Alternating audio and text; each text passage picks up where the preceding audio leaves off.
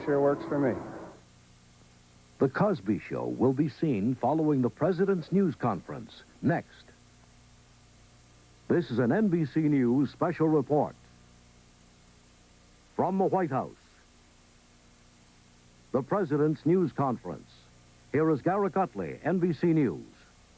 Good evening. The President's news conference this evening will be the first one he has given in prime time, and there will be a lot for him to talk about as he's questioned by reporters at the White House. There is the situation in China, the controversy over his chief political operative, Lee Atwater, who is chairman of the Republican Party.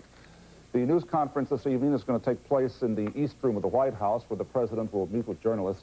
It is the same room in which Ronald Reagan held his news conferences, although the furniture has been rearranged a little bit by the President's staff. We expect the President to come out now into the room in just a moment. He's expected to have some welcoming remarks and then get to the questions from the assembled reporters. Ladies and gentlemen, the President of the United States.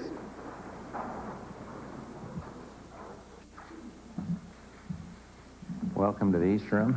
Please be seated and we shall proceed. Helen?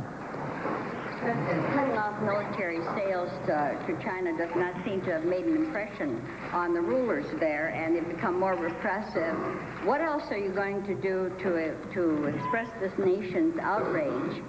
And do you have any other plans?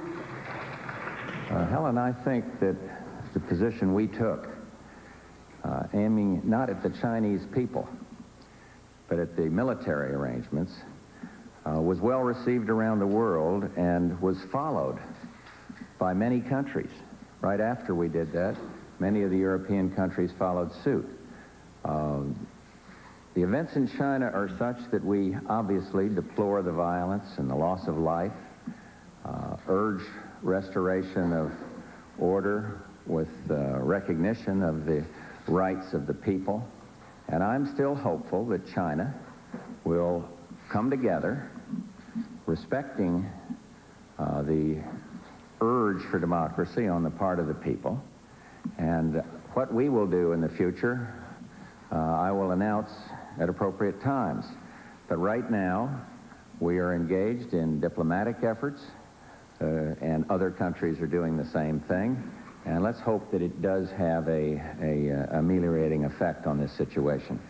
And does your support of human rights and democracy extend to other places in the world, like South Africa, the West Bank, where they've been fighting a lot longer than in China? Yes, it does. Repression? It certainly does. Concern is universal, and that's what I want the Chinese leaders to understand. You see, we've taken this action. I am one who lived in China. I understand the importance of the relationship with the Chinese people and with the government. It is in the interest of the United States to have good relations, but because of the question that you properly raised, we have to speak out in favor of human rights. And we aren't going to remake the world, but we should stand for something. And there's no question in the minds of these students that the United States is standing in their corners. I'll tell you a little anecdote. When our cars went out to the university to pick up some of the students and bring them out, they were met by universal applause. And then the students in this country have been quite supportive of the steps that I have taken. We had a few into the Oval Office the other day, and I must say my heart goes out to them. They cannot talk to their families, and it's very difficult. But yes, the United States must stand wherever, in whatever country, universally for human rights. And let me say, you mentioned South Africa. Absolutely. Appalling apartheid must end. Yeah, Terry. Mr. President, can the United States ever have normal relations with China as long as the hardliners believed responsible for the massacre, such as Deng Xiaoping and Premier Li Peng, remain in power? In other words, what will it take to get U.S.-Chinese relations back to normal? It will take a recognition of the rights of individuals and respect for the rights of those who disagree. And you have cited two leaders, one of whom I might tell you was, that you mentioned Deng Xiaoping. I'm not sure the American people know this. He was thrown out by the Cultural Revolution crowd back in the late 60s. Came back in. 1976 was put out again because he was seen as too forward-looking. And all I'm saying from that experience is, let's not jump at conclusions as to how individual leaders in China feel when we aren't sure of that. But the broad question that you ask, we can't have totally normal relations unless there's a recognition that, of the validity of the students' aspirations. And I think that that will happen. We had a visit right here upstairs in the White House with Mr. Wan Lee. Now, I don't know whether he's in or out, but he said something to me that I think the American people would be interested in. He said, the Army loves the people. And then you've seen soldiers from the 27th Army coming in from outside of Beijing and clearly shooting people. But I don't think, having said that, I don't think we ought to judge the whole People's Liberation Army of China by that terrible incident. And so what I want to do is preserve this relationship as best I can. And I hope the conditions that lie ahead will permit me to preserve this relationship. I don't want to pass judgment on individual leaders, but I want to make very clear to those leaders and to the rest of the world that the United States denounces the kind of brutality that all of us have seen on our television. Right here, Brent. Mr. President, I want to ask you about the now infamous memorandum that the Republican National Committee distributed concerning Speaker Foley. First, do you think it's credible that this memorandum, which you call disgusting, was not known about by anybody above the level of the staffer who wrote it? And second, do you think it's enough, sir, for this staffer to resign and for everyone then to simply say that the matter is closed? Well, in the first place, I have great respect for Tom Foley. And he's the one that says the matter should be closed, and he's right. And let me just repeat, it was disgusting. And I hope it's against everything that I have tried to stand for in political life. But I discussed that matter with Lee Atwater. He looked me right in the eye and said he did not know about it. He moved promptly to remove the person that did know about it. And so I accept that. But I think that Speaker Foley, a most honorable man who obviously was done a terrible ill service to by this, is correct when he says, let's get it behind us. And I'd like to shift the gears and move into ethics legislation all the time, being sure we try to avoid this kind of ugliness on either side. Just a follow-up question. Speaker Foley has indicated that he'd like to change the atmosphere, which has been somewhat poisonous on Capitol Hill this year. Some Democrats have said that you, as the leader of your party here in town, should do something to try to get the Republicans to join in that effort. What do you say to that call, sir? I don't think the atmosphere is caused by one party or another. I expressed but the same kind of outrage about that I've just expressed about Speaker Foley, about John Tower. I think any fair-minded person, no matter how the situation worked out, but you know and I know that he was vilified by rumor and innuendo. Vilified. And I don't like it there, and I didn't like this, what happens to Mr. Foley. And yes, Britt, I hope I can find a way to elevate it and keep it on the issues. And it's, you know, I'm a realist. I've been around this track for a long time, but we've got to do better. The ugliness of this climate is bad, and I don't like it, and I'd like to think that I could help. Maybe this itself will help. We'll work right across here. Yes, Mr. President, I'd like to return to China for a moment. You mentioned that your goal is to preserve our relationship with the Chinese government, but what do you say to the American people who might wonder why we are not more forceful in being the world's leading advocate of democracy, and are we not living up to that responsibility in this situation? Well, some have suggested, for example, to show our forcefulness, that I bring the American ambassador back. I disagree with that 180 degrees. And we've seen in the last few days a very good reason to have him there. In fact, one of your colleagues, Richard Roth of CBS, was released partially because of the work of our embassy, of Jim Lilly, our very able ambassador. Some have suggested, well, you got to go full sanctions on the economic side. I don't want to cut off grain, and we've just sold grain to the People's Republic of China. I think that would be counterproductive and would hurt the people. What I do want to do is take whatever steps are most likely to demonstrate the concern that America feels. And I think I've done that, and I'll be looking for other ways to do it if we possibly can. Yeah. Mr. President, Chinese dissident Fang Lezhou has taken refuge in the U.S. Embassy, apparently fearing for his own safety. The Chinese government has called that a wanton interference in internal affairs and a violation of international law. What is your reaction to that, and will the United States grant Fang political asylum in the United States? First, let me remind the audience here that we do not discuss asylum. It's almost like a public discussion of intelligence matters. But in terms of your question, we have acted in compliance with the international law as an extraordinary measure for humanitarian reasons. His personal safety was involved here, he felt. And then we try, historically, to work these things out in consultation with the sovereign state. So we are not violating international law, in the opinion of our attorneys, and it's awful hard. It is awful hard for the United States when a man presents himself, a person who is a dissident, and says that his life is threatened, to turn him back. And that isn't one of the premises upon which the United States was founded. So we have a difference with them on that, you're right, but I hope it can be resolved. Yeah. Mr. President, this week the Supreme Court reversed an 18-year standard for fair employment decisions. Now, under the old standard, employers had to justify as legitimate practices that excluded women and minorities. The court's decision now puts the burden of proof on plaintiffs to show that the practices they're challenging are not legitimate.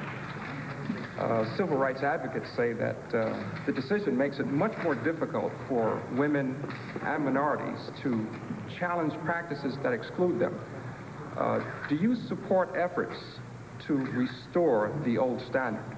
I have not yet received the memo from the General Counsel on this decision, and thus I really have to defer. I wish I could tell you, but I am one who when the Supreme Court makes the ruling, figures that the President of the United States must adhere by the law, is determined. But we're getting that analyzed, and then sometimes you can take remedy in suggested legislation. Right there in the middle.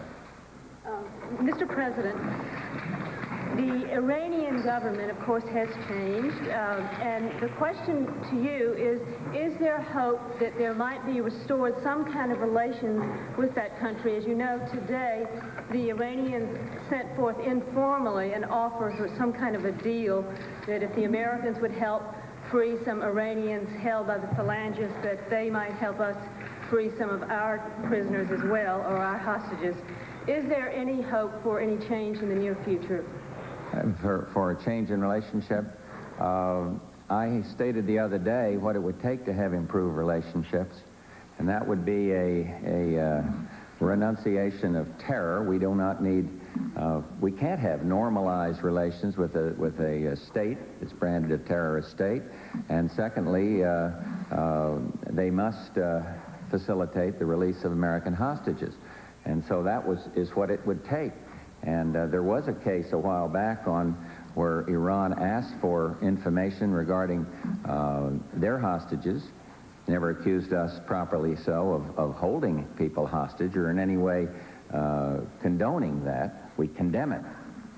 And so, and we've supplied them information. But it's going to take a change in behavior. We don't mind name calling. They keep calling us the great Satan. That doesn't bother us. Sticks and stones. Remember the old adage, he'll hurt your bones. The names don't hurt you, but performance is what we're looking for.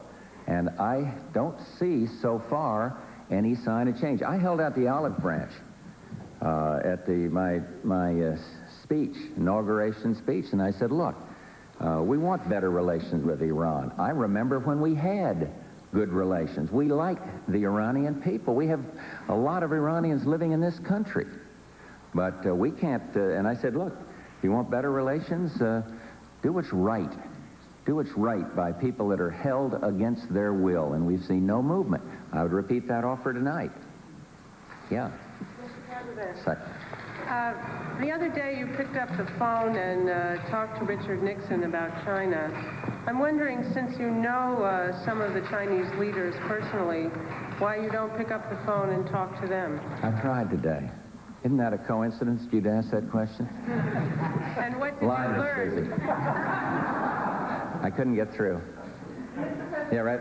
Oh, yeah, you got to follow up. Go ahead. Well, I'm wondering if you learned anything from those phone calls about who's really running China. No, because I couldn't get through, and I talked to our ambassador, knowing that we'd get understandably get questions on China tonight, and the situation is still very, very murky.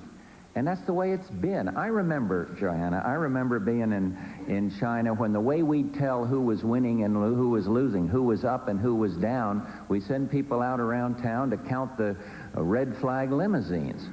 And then they'd say, oh, there's 30 of them gathered here. There must be an important meeting. And everybody'd hover around trying to see who emerged or who stood next to somebody on a parade on festival day. And it's opened up much more than that. There have been dramatic changes since then. But in terms of our trying to figure out their internal order, it is extraordinarily difficult. And I did try to contact Chinese leader today, and it didn't work, but I'm going to keep on trying. I want them to know that I view this relationship as important, and yet I view the life of every single student as important. David, yeah, John. Mr. President, during the 1988 campaign, Republicans ran ads featuring Chuck Yeager saying that thousands of defense jobs would be lost with the election of Michael Dukakis. Yet your defense budget would cut several thousand jobs in your home state of Texas, including the elimination of the B-22 Osprey. Is there an inconsistency or a conflict with your... None whatsoever. None whatsoever. You want to follow up? Yes, sir. Please follow up. Go ahead. Is there any hope for revitalizing those programs that are going to be cut? Well, not programs that the Secretary of Defense, in consultation with the White House, had felt were less than priority. And you know, when you go to assign priorities, it isn't easy. And we had a program on to facilitate a way to close bases. And lo and behold, everybody in whose district there was no base thought it was a wonderful idea. And everybody in whose district there was a base or whose state felt, well, we ought to fine-tune this one. They don't seem to understand. It is hard to do this, Dave. And I know there's some people are thrown out of work. But our defense budget is, in my view, ample for the national security needs of this country. But the Defense Secretary has had to make certain tough calls on systems. And yes, some people have been thrown out of work, but if this economy keeps moving, I expect they'll find work, because we do have a strong level of defense spending. Charles, and then these three will cross here. Earlier, sir, you made reference to Deng Xiaoping, suggesting that he may, if I read you right, not necessarily have been responsible for the actions. You said that he was a reformer, twice out, back in. What were you trying to say? Do you have information that... I'm trying to say that I don't know. And I'm trying to say you don't know. And he doesn't know, and she doesn't know, and nobody knows outside. And that's the way the Chinese system works.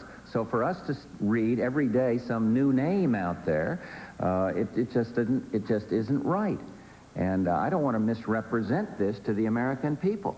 But what I do know is that there's events over there that doesn't matter who's in charge, we condemn. And there's a relationship over there that is fundamentally important to the United States that I want to see preserved. And so I'm trying to find a proper, prudent balance, not listening to the extremes. It says, take your ambassador out, cut off all food to the Chinese people so you show that you're concerned. And I think we found a proper avenue there, but I cannot, and you ask a good question, I simply cannot tell you with authority who is calling the shots there today. Let me follow by asking you this then. When you were in China earlier in the year, you met with Li Peng, and I believe you told him that China was exempted from your policy review because you knew China, you understood China. Have you been let down personally? Have you been misled in any way? I feel a certain sense of personal disappointment, but they weren't exempt from the norms of behavior that are accepted internationally in terms of armed people don't shoot down unarmed students. Nobody suggested that. There was an interesting point in there, and I don't want to delve into the detail of private conversations, but one of the Chinese leader, very prominent name, told me, we want change, but people have to understand it's very complicated here, how fast we move on these reforms. We've come a long way, and indeed they did move dramatically faster on economic reforms than I think any of us in this room would have thought possible. But what hasn't caught up is the political reforms, and reforms in terms of freedom of expression.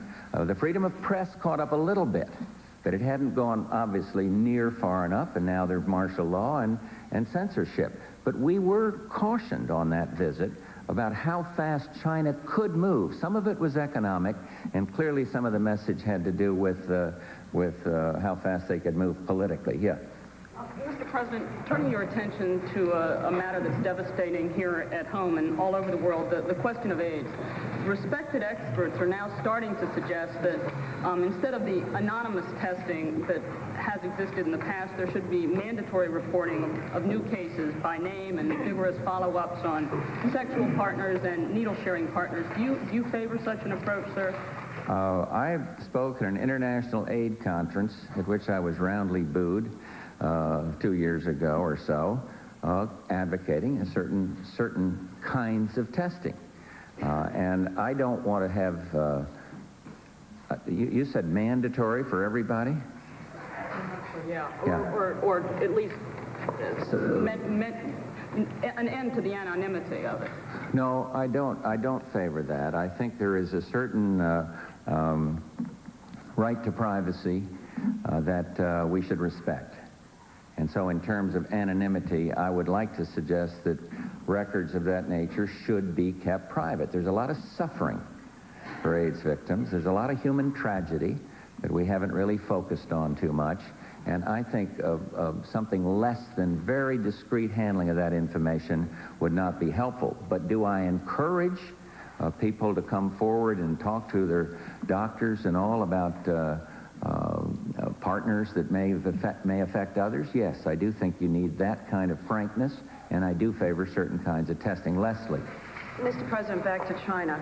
There are reports tonight that the government there has begun rounding up the student leaders who face, at the very least, persecution, at the most, possibly charges of treason and whatever punishment that will bring. You have talked tonight about your strong desire to keep this relationship going and to keep the dialogue and all our business as usual moving forward. If Not all of this. Excuse the interruption. Well, except for the military. Yeah. Except for the military side. If we find out that the people who perpetrated the killings in Tiananmen Square and who are rounding up these students are running the government, can the United States maintain fairly normal relationships with them, given our aim to foster human rights and promote democracy? It would make it extraordinarily difficult. But the question is so hypothetical that I'm going to avoid answering it directly. But anything that codifies the acceptance of brutality or lack of respect for human rights will make things much more difficult. There's no question about that. One follow-up. There are 20,000 Chinese students in the United States. Yes. Many of them have spoken out. Are you prepared to grant them political asylum in this country? They're not seeking asylum. I'll tell you why I answer the question that way. They're not seeking asylum. We had 4 of them in the other day, and the first thing that one of them, Jia Hua, said, "I love my country." And he wants to go back to his country. But what I have done is extend the visas so that people are not compelled to go back to our country. He's not seeking asylum. This man's not going to turn his back on his own country. He wants to change things. But he also wants to know that he's going to be safe, and I don't blame him for that. So it's not a question of all these people. Asylum is kind of a legal status, and that's not what they're looking for. In light of the student roundups, I mean, if they face... It's appalling. And so I would simply say that what we've already done would say to these people, you don't have to go back. But I'm not going to ask them to turn down the flag that they love and turn their back on China. These are patriotic young people who fear because of seeing their own brothers and sisters gunned down.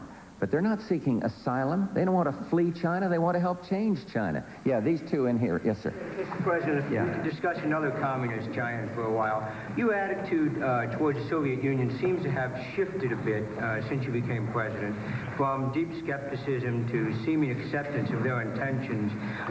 Do you now accept Mr. Gorbachev's sincerity in regard to his pledge of new thinking? And can you tell us a little bit about I why don't think it's shifted as much as you think, Michael.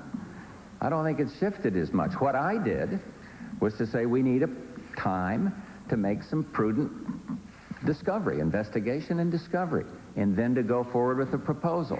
And we've done exactly that. The proposal we made at NATO has unified the alliance, and some of the leaders told me that it's more unified than it's been in history. We've made a good proposal now, and I hope the Soviets will take it on good faith, and I am encouraged by the response so far. Having said that, in dealing with the Soviet Union, I am going to continue to keep my eyes wide open.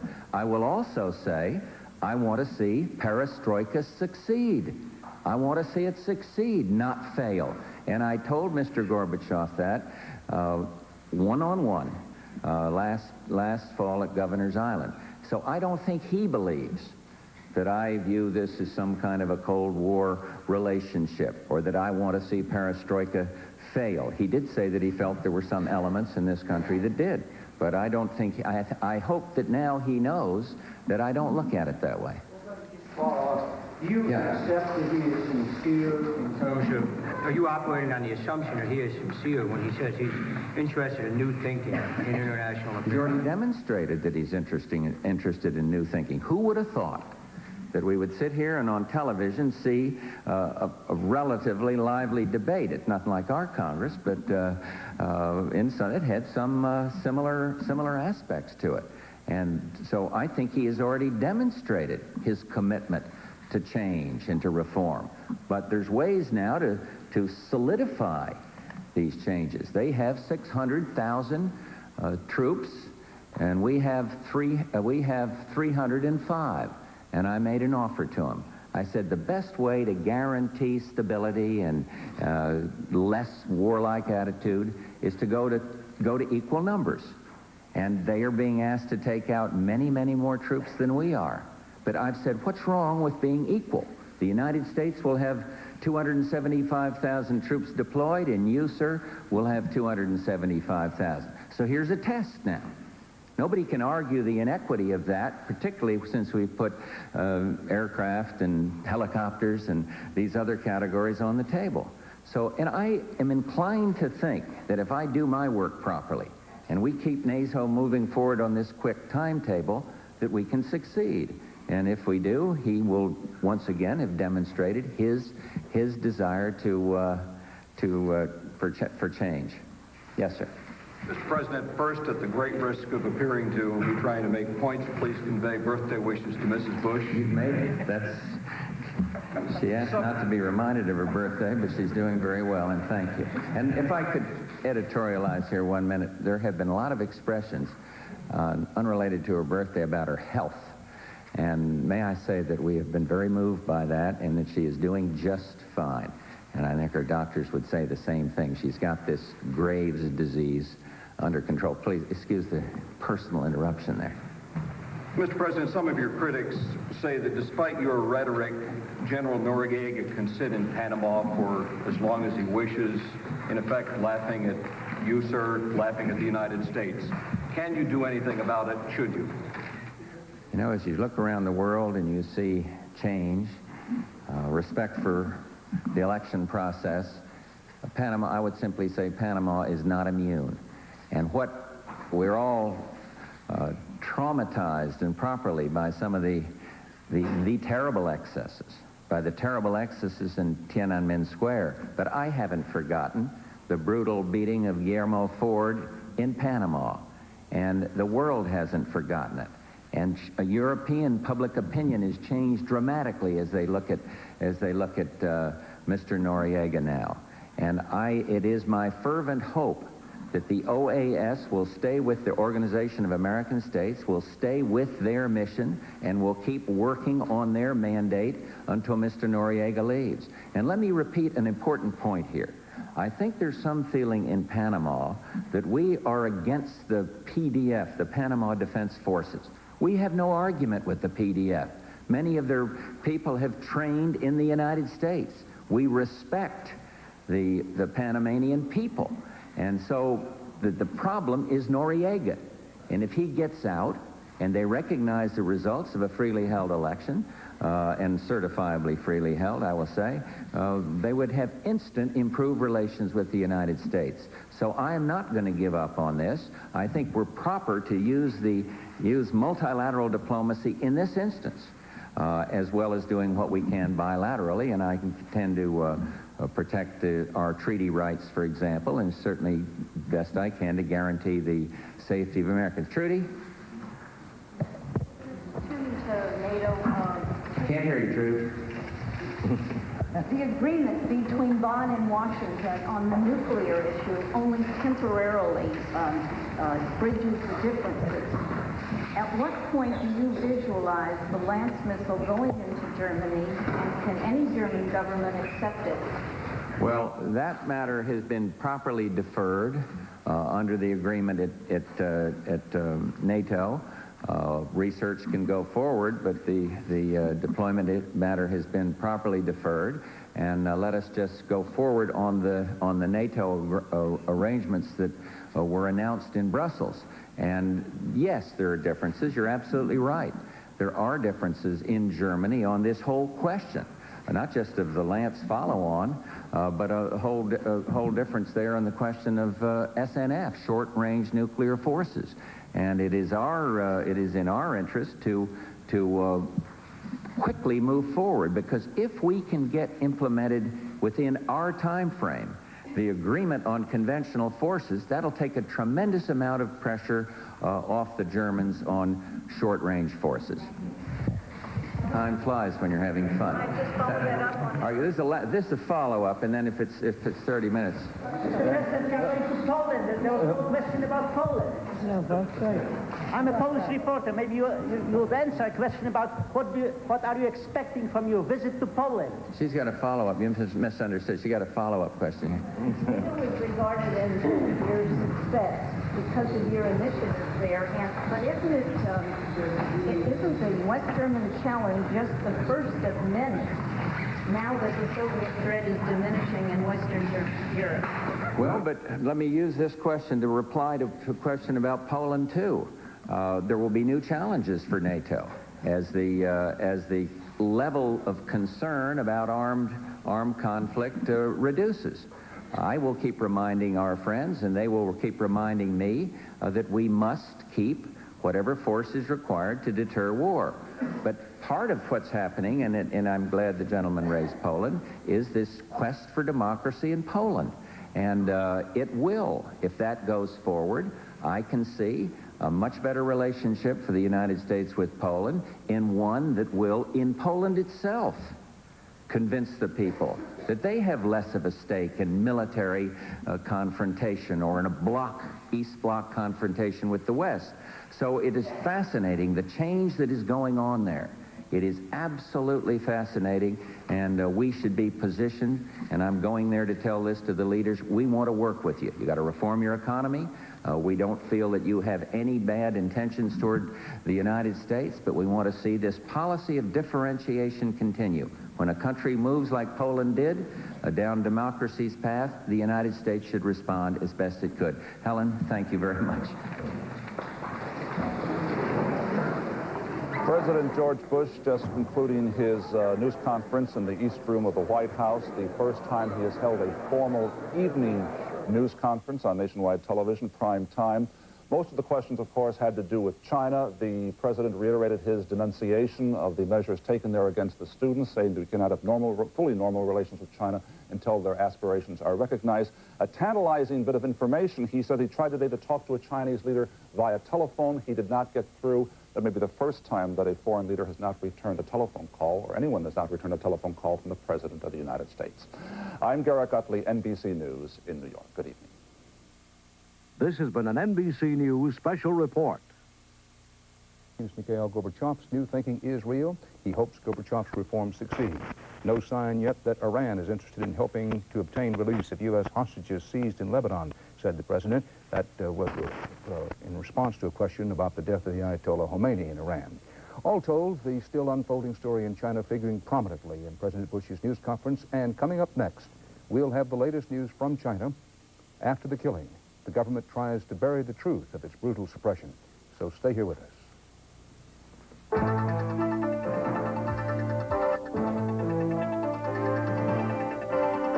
This special report is part of CBS News' continuing coverage of China in crisis. From CBS News headquarters in New York, here is Dan Rather. It is mid-morning in China. The Communist Party apparatus and the government continue clamping down behind military units and secret police loyal to them. Official Chinese government television and other propaganda are working hard to create an impression, at least create an impression, that the chaos is subsiding, that the threat of civil war is fading, and that Chinese life is returning to normal under the hardline communist leadership. There can be little doubt now that the old-line communists are back on top, at least for the moment.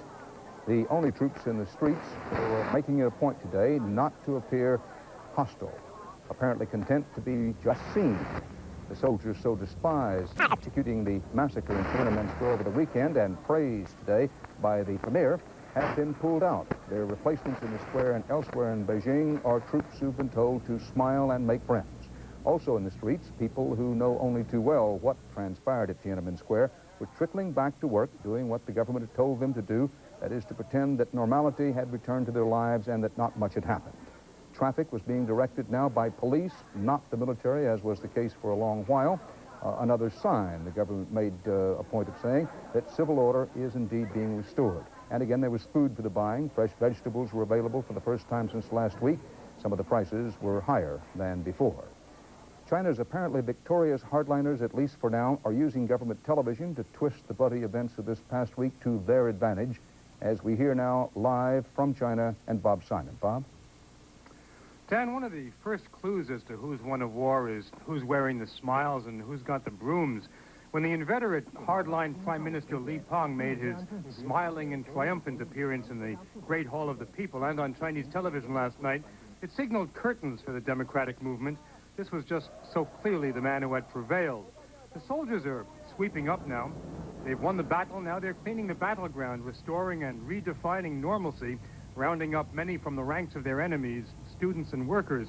The government has been using Chinese television to broadcast its utterly fictitious account of what happened last weekend. A gang of ruffians, the version goes, whipped up by the United States and by Hong Kong, attacking a restrained and gentle army. The strategy seems to be to invent the past and dominate the future, control the truth, control the country. Many people seem to be buying this official version, even in Beijing, not because they believe it to be true necessarily, but because they know the government is control and therefore they'd better listen. There are no visible signs of intramural fighting within the army. If civil war ever was a prospect, it seems to have vanished, or at least receded to the vanishing point. There were reports on the radio here just a short while ago of turmoil in Chengdu, the capital of Sichuan province.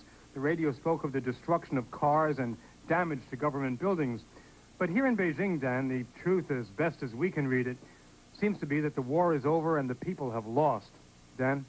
And as best you can read it, Bob Simon, recognizing how difficult it is to make out exactly what's going on, does that finish the pro-democracy, pro-freedom, pro-reform movement for the foreseeable future?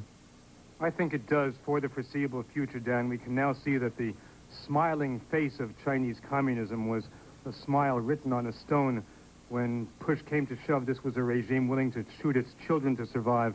But if it's dead in the short term, I think we can at least remember this week that while in 1981 martial law was imposed and imposed thoroughly in Poland, this week the Poles went to the polls.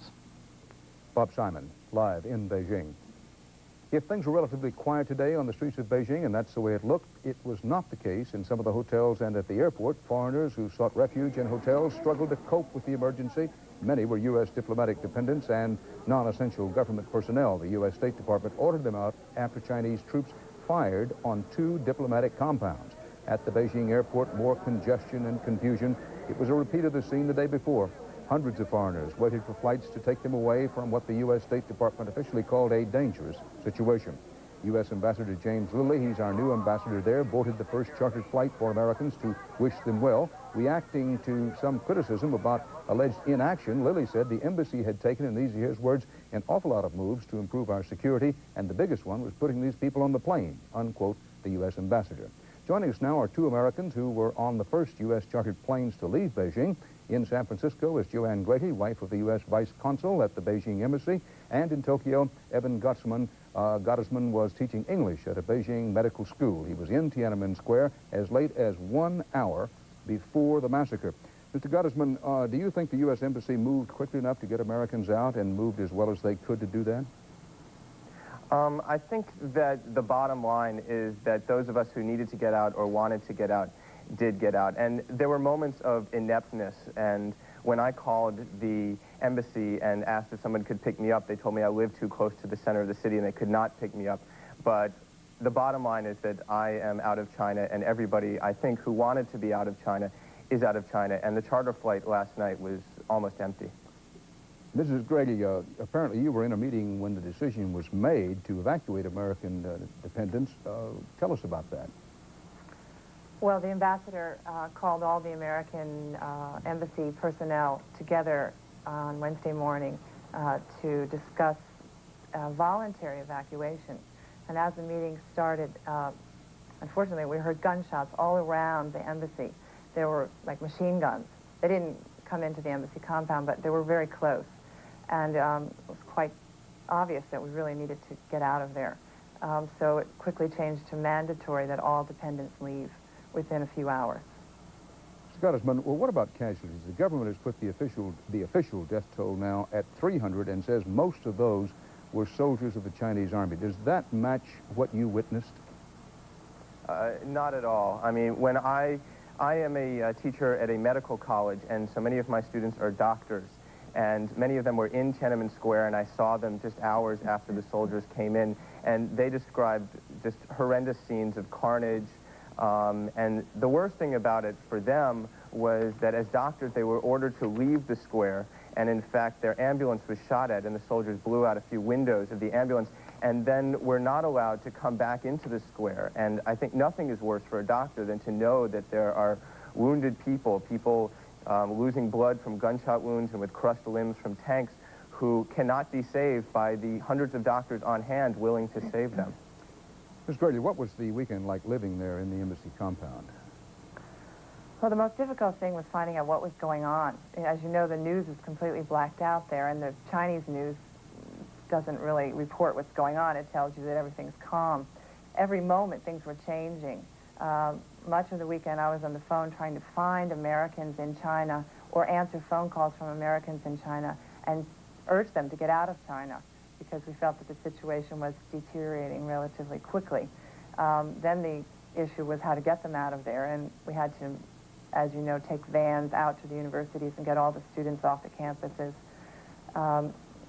It got increasingly bad as we approached departure, because the compound where many of our embassy personnel were living was shot out right a few hours before we all left. So everyone left in a great state of panic, really.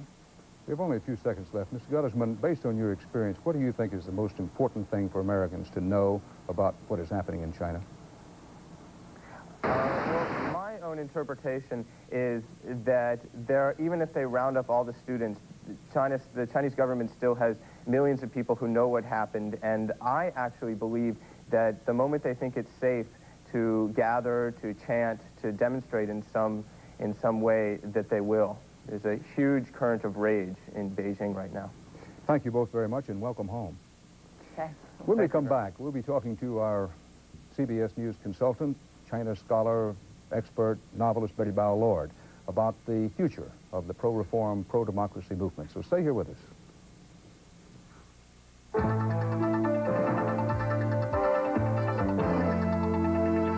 Following President Bush's news conference, we're bringing you up to date on events in China. And as part of our effort to do that, let's go back now live to the White House and our CBS News White House correspondent, Leslie Stahl, who's just out of the news conference. Leslie, President Bush, as he generally does, handled this news conference with a great sense of command and aplomb. Some of his critics say, listen, George Bush is a very nice man, is turning out to be a good president, but about China, he's trying to straddle the fence. Surely the White House has heard that. What is their response to he's picking the dangerous middle option? Well, my read of the news conference wasn't so much that he straddled the fence, but that he made it very clear he wants to preserve this relationship despite the brutality. He wants to go forward. He refused to condemn Deng Xiaoping and said, look, we don't know if he's responsible or not. He said he tried to reach the leaders there to tell them he feels this is an important relationship. And I thought he said as much, that he did not want to put on any other reprisals, despite what we're watching going forward, including the roundup of the students. One reason, obviously, is the strategic importance of China to us. They've been close to being our ally against the Soviet Union, and our ally in that part of the world, which we consider extremely vital. But also George Bush himself was part of this 17 years of diplomacy and nurturing this relationship, and you got a sense that he feels some personal tie to keeping it afloat. I want to make sure that I understand that you don't think that any more criticism, anything more critical, or any additional moves will be forthcoming from the Bush administration. My sense is that unless the pressure on the president rises increasingly from this point forward to do that, he will say we stand with the students, but you didn't hear much ringing rhetoric about the brutality tonight, and you heard a lot about how he wants to keep this relationship going, that he tried to reach the leaders by phone today to tell them that. So that, I thought, was the overriding message and where we stand right now. Does the president and those around him, do they believe, as nearly everyone else believes, that thousands of people were massacred in this? Oh, yes. They know that. They've told us that our intelligence shows us that. But more importantly, it appears at this stage, Dan, President Bush wants to find some way to get back to a relationship with the government of China. Leslie Stahl, thank you very much. With us live in our studio here in New York, and always delight to have her, is Betty Bao-Lord, Chinese scholar, novelist, and until recently the wife of our ambassador in Beijing. That is, that they were in Beijing representing our country and are now back in this country. Betty, is the pro-democracy, pro-reform, pro-freedom movement dead and gone for the foreseeable future? It depends on what you say. If it's manifested, I think perhaps everybody will put on their masks and be quiet.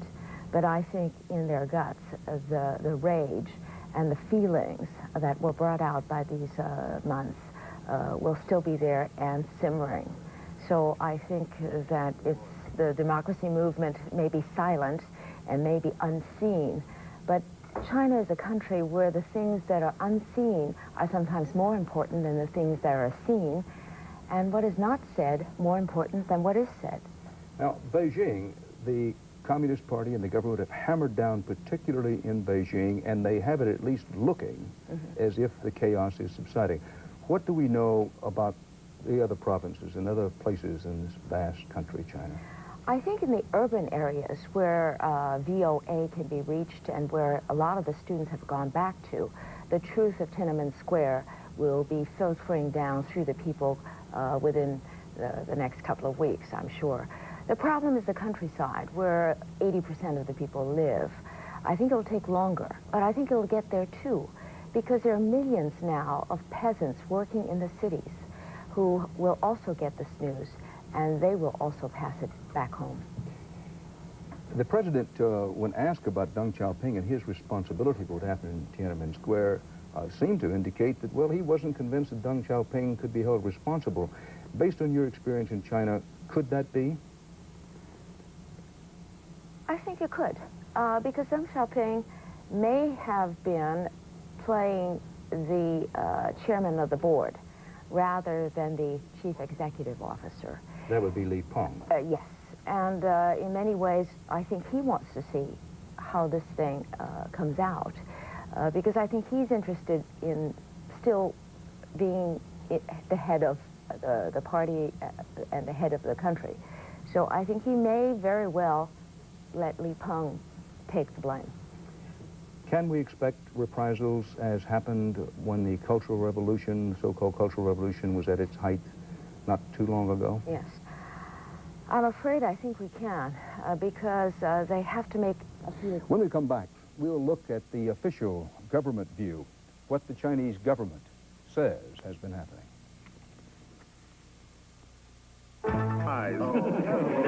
My colleague's brain, I'm afraid, has become French fried.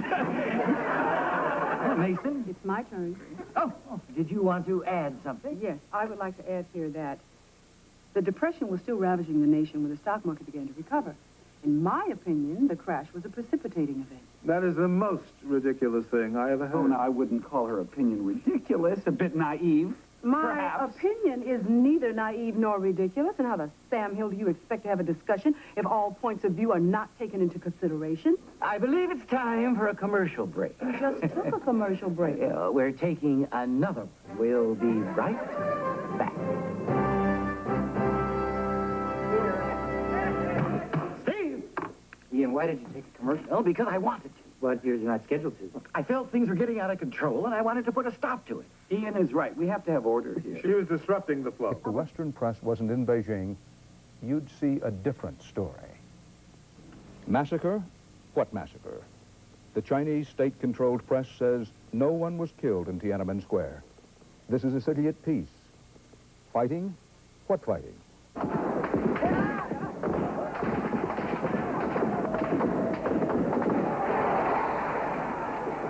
Didn't happen. A few thugs, we are informed, and some injuries to the soldiers of the People's Army. One voice, and only one voice, the government's, is now allowed to speak in China. Under the new orders of martial law, it is illegal to take pictures of what's really happening. The soldiers deliver the message. As the government began to lose the war of images, the Western press was threatened. That we're being ordered off the air in spite of our agreement with the Chinese Foreign Ministry, which expires at 1 a.m. Sunday morning, Beijing time, that we must cease our satellite transmissions right away. Western reporters discouraged from taking pictures, telling the story. They're just here after dark now. They're ripping away his camera. They're ripping away his camera, and they're coming for us. Oh, go, oh, go, oh, go, oh, go, oh, go, oh, go, oh, go, oh, go.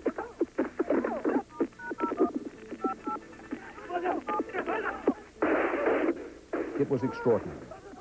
For a while, the whole world could watch because cameras could roll. Journalists report. 特地的反人民宣言，所以我们非常气愤。10月27号，都不法是举行了大规模的游行。Deng Xiaoping originally said, we have over 300,000 soldiers. These are just a few students. We don't fear them. Now, he refuses to speak with us. Now, it's harder. It seems China's leaders have changed the calendar from the year of the snake to the year of the ostrich. If you cannot see change, nothing did change. The philosopher asks, does a falling tree make a sound if no one was in the forest to hear it? Does a bullet pierce a body if the press does not report it? Does a tank crush a child if the leaders say it doesn't? Does a heart stop beating? Does a funeral stop proceeding? Does a revolution end if a government says it never happened? And one wonders how long any leadership can last when it cannot command the support of its people, cannot trust its people with the truth.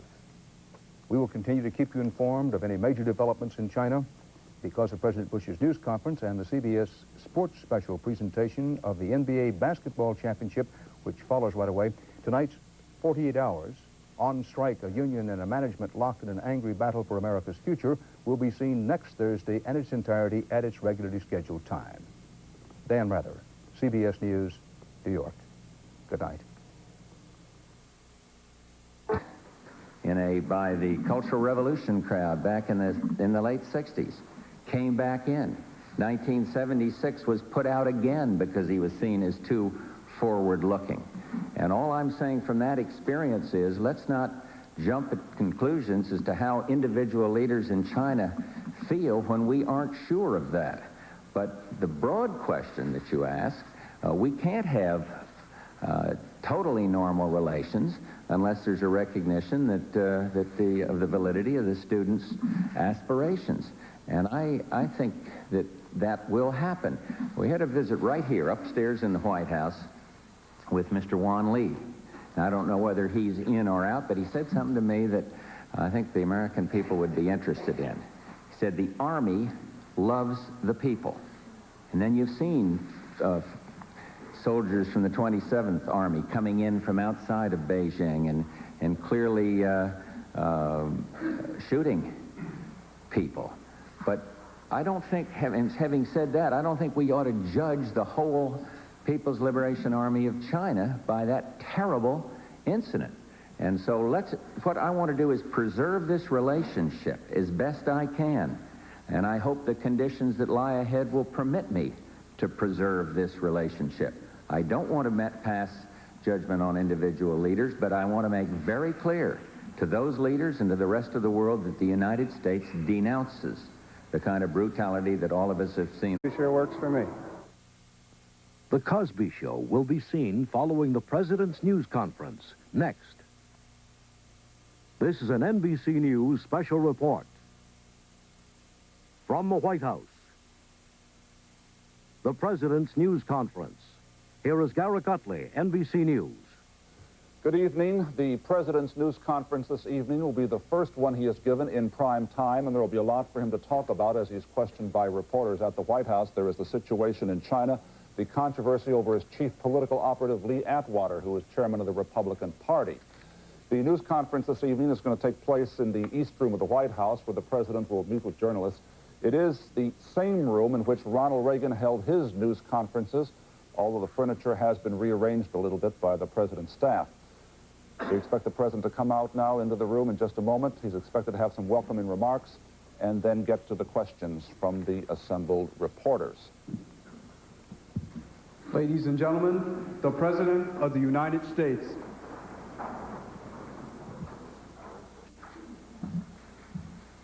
Welcome to the East Room. Please be seated and we shall proceed. Helen? President, cutting off military sales to China does not seem to have made an impression on the rulers there, and they've become more repressive. What else are you going to do to express this nation's outrage? And do you have any other plans? Helen Eisen on our television. Right here, Brent. Mr. President, I want to ask you about the now infamous memorandum that the Republican National Committee distributed concerning Speaker Foley. First, do you think it's credible that this memorandum, which you call disgusting, was not known about by anybody above the level of the staffer who wrote it? And second, do you think it's enough, sir, for this staffer to resign and for everyone then to simply say that the matter is closed? Well, in the first place, I have great respect for Tom Foley. And he's the one that says the matter should be closed, and he's right. And let me just repeat, it was disgusting. And I hope it's against everything that I have tried to stand for in political life. But I discussed that matter with Lee Atwater. He looked me right in the eye and said he did not know about it. He moved promptly to remove the person that did know about it. And so I accept that. But I think that Speaker Foley, a most honorable man who obviously was done a terrible ill service to by this, is correct when he says, let's get it behind us. And I'd like to shift the gears and move into ethics legislation all the time, being sure we try to avoid this kind of ugliness on either side. Just a follow-up question. Speaker Foley has indicated that he'd like to change the atmosphere, which has been somewhat poisonous on Capitol Hill this year.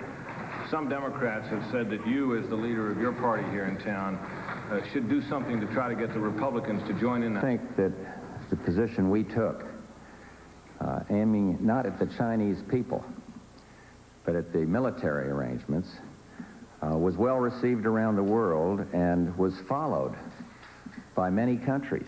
Right after we did that, many of the European countries followed suit.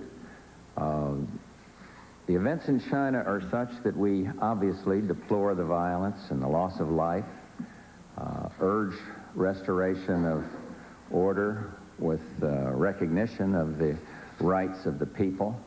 And I'm still hopeful that China will come together, respecting the urge urge for democracy on the part of the people. And what we will do in the future, I will announce at appropriate times.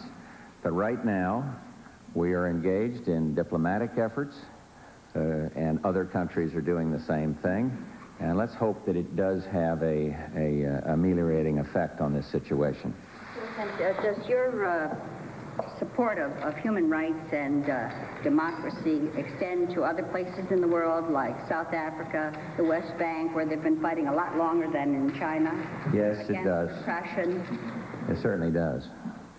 Concern is universal, and that's what I want the Chinese leaders to understand. You see, we've taken this action. I am one who lived in China. I understand the importance of the relationship with the Chinese people and with the government. It is in the interest of the United States to have good relations, but because of the question that you properly raised, we have to speak out in favor of human rights. And we aren't going to remake the world, but we should stand for something. And there's no question in the minds of these students that the United States is standing in their corners. I'll tell you a little anecdote.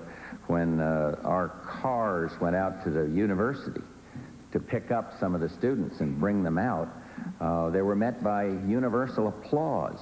And then the students in this country have been quite supportive of the steps that I have taken. We had a few into the Oval Office the other day, and I must say my heart goes out to them.